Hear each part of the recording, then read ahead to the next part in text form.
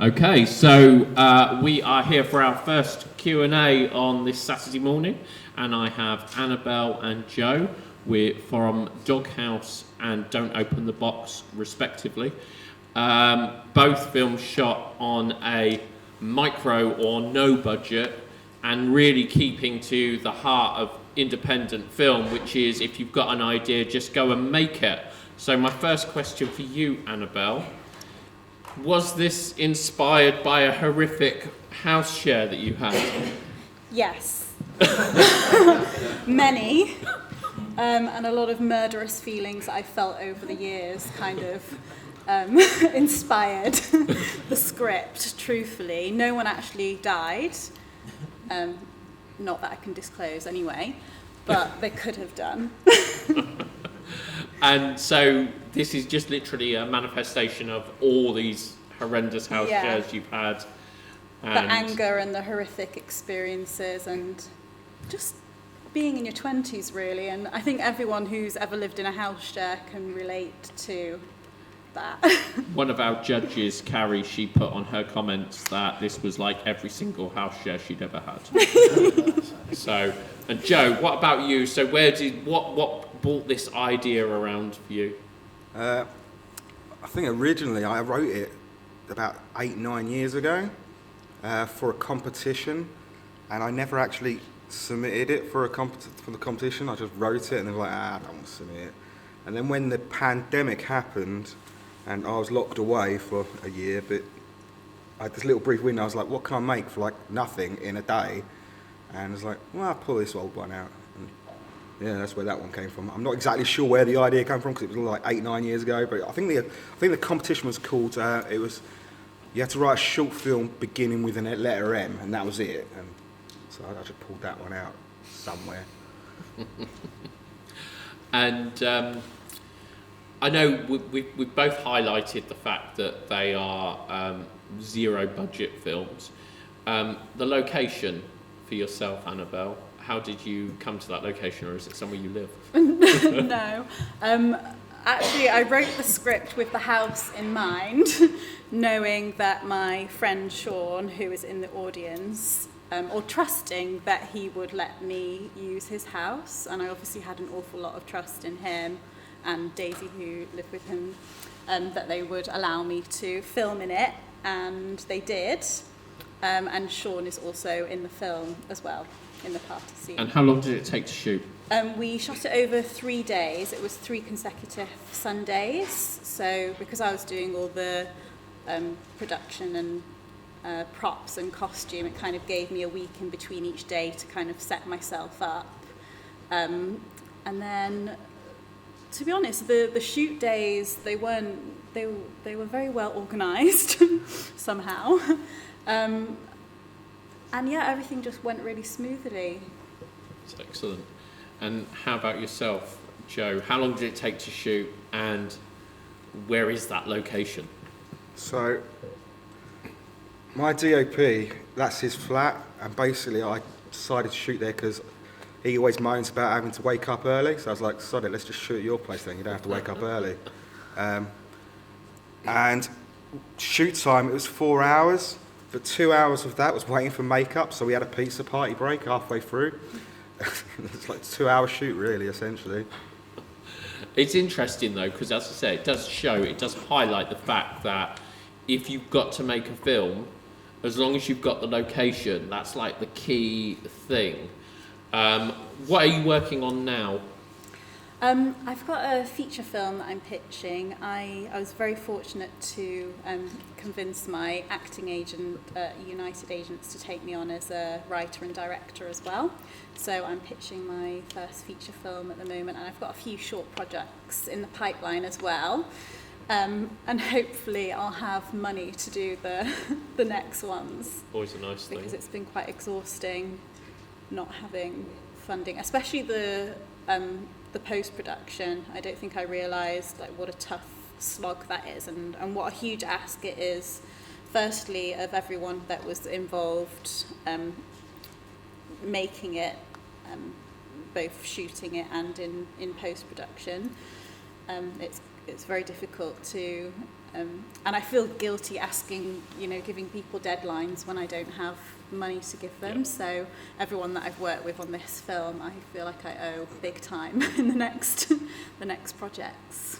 I think that's really important because I did similar myself, and you kind of go from that thing where you're asking people so many favours, and it feels like you're pushing the envelope, doesn't it? When you kind of like, can you do this? Can you come back? Can you come back? So it is nice when you get to the other side. So fingers crossed and touch wood, that happens for you very soon. What about you, Joe? Same sort of thing. We're looking for finance for a feature that I wrote before COVID happened. Just pitching that out there at the moment, and also I'm working on a new short film that I'm shooting in June, which I actually do have some funding for, which is a nice change. Okay, can you tell us what that is? Yeah, I mean, it's a short film. It's going to be about 16 minutes, and it takes place in a homeless night shelter. It's about a 16-year-old girl spending her first ever night in a homeless night shelter, which happens to be run by a vampire. As you do. Have we got any questions out there? Come on, don't be... Oh, I've got a question at the front. Apart from the budget, what was the biggest obstacle to overcoming your shoots? The actual shooting. To be honest, it all went really smoothly. There weren't a huge amount of obstacles. I'd say that the biggest thing that pings out, the party scene was very much a real party with real alcohol.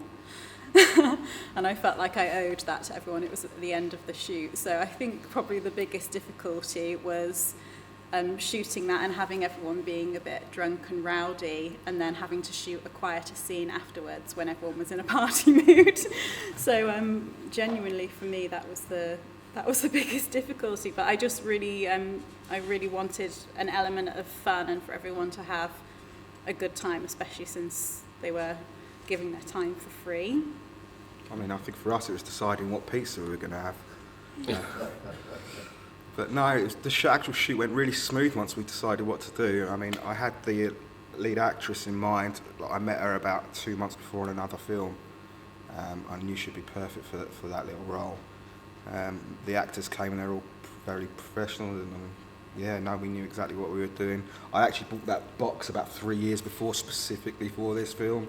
So the table effects, it was all pretty smooth actually. I noticed someone on Facebook said, my mum's got that box, or something like that. TK Maxx. Yeah. Any other questions out there? Yep, sorry, got one in the middle here somewhere. Question for Joe. Oh, sorry. What was in the box? What was in the box? Gateway to hell. Can I ask, have you been involved in horror films before, and are your future projects going to be horror? I haven't been in a horror film or been involved in horror films before. I think everything that I write has like an underlying dark humour to it, but I kind of want to be careful to not kind of pigeonhole myself in one genre of film. I'd say that the overall theme of all my films is like a dark comedy element. I've made horror films, comedies, dramas, documentaries, but I enjoy making horror, I enjoy making thrillers, I enjoy making dark stuff, and I think probably everything I write nowadays tends to be quite dark in its undertones. So yeah, stick with the horror and the thrillers, I think. I think I saw another hand over here somewhere, did I? Yep, there's right up the end here. What did you shoot your films on? What did you shoot your films on? And what did you record the audio on? We shot our DOP's here as well, actually. There he is, Dan Rayner. We shot, I can't see where you are, but we shot on a Red Edit X, and I think that it was recorded, the sound was recorded on SQL. We shot on I think that was a Sony A7S Mark II, the new one, and I think it was just an old Tascam we recorded the sound on. Yeah. And Any I've- other questions? Sorry. Sorry, I was just going to say I was really lucky that Dan Rayner, who's here, got behind me on this and contributed all his equipment and his genius and his time to make it, because otherwise it would have been impossible. So, Anabel, I know you used to be a ballet dancer, is that right? Yeah. How does the world of ballet, sorry, I'm over here. How does the world of ballet compare with the world of filmmaking? Actually, I was thinking about this the other day, because obviously this was my first time directing, but I really see kind of orchestrating a film set as a very similar experience to choreographing and orchestrating a dance piece. I think in the way that you communicate and work as a team, it's actually quite a similar environment. And working in theatre for so many years as well, it's it's a sense of camaraderie and team experience. So yeah, I think it has some definite crossovers. For the budding filmmaker out there, let's talk about the edit of both of your films. How long did it take to edit your films, and were there any issues in that edit that pained you? Dan did the edit as well, and I think it must have taken us, well, he's a busy man, so I think it took us about 9 months all in all, so it was quite a slow process, and we didn't do it together because we were in the midst of lockdown at the time, so he'd do an edit and then I'd write notes and we'd send them back and forth. We did it like that. But that was quite a nice collaborative process. I think we worked quite well on that front. I had a few regrets, just little things that I wish pickups and little shots that I wish I'd got that kind of would have made it slide together more seamlessly. But the time constraints, I have to give myself a bit of a break for that. But all in all, I'm happy with how it turned out, especially given the no budget and lack of time situation. I think we had so the way I normally work with my editor is I usually just send him all the footage and tell him to get on with it.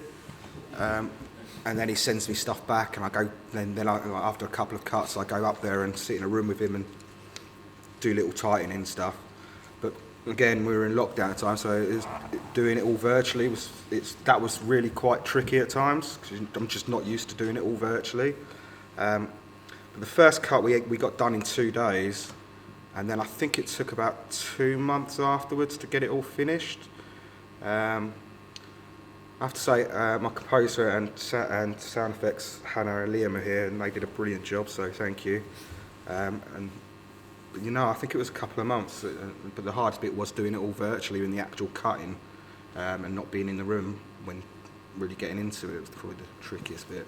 To both of you, do you think it's important not to necessarily edit your own film? Yes. Elaborate, go on. I used to edit my own stuff all the time, and since teaming up with an editor, they see things so much more differently, and they can see what cuts work better. When you've directed it, I think you find it harder to cut stuff and tighten things up. I think it's important that you're there later on in the edit, but for the first rough cuts and building the actual first couple of cuts and main cut. No, I think it's vital that directors don't edit their own stuff to start with, but come into the room at the end and for all the tightening up and to get the pacing issues right and stuff. Yeah, I think it's definitely better to have someone else's eyes on it.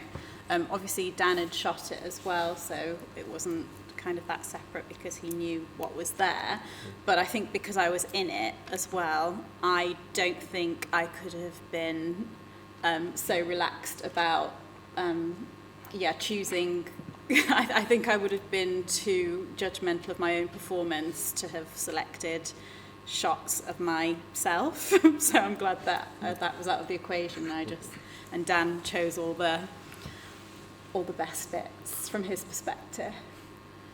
So, Anabel and Joe, thank you very much for bringing your film to us, both of your films to us. It's been a pleasure to show them, and I'm sure our audience has really enjoyed them. Are we right? Thank you very much. What's happening with both of your films now? We're at Hastings Rocks Yes. next month. So this is our actual first screening. Oh, lovely. Good. Premiere. So yeah, it's our premiere. So we're just starting the journey. We've got quite a few things coming up. Excellent. I'm sure you do well. I have no idea. I mean, I only really intended to screen it in a couple of places, and it's screened at both of those. So who knows where it goes for the next couple of months. Brilliant. Thank you ever so much, both Thanks of you. for Thank having you. us.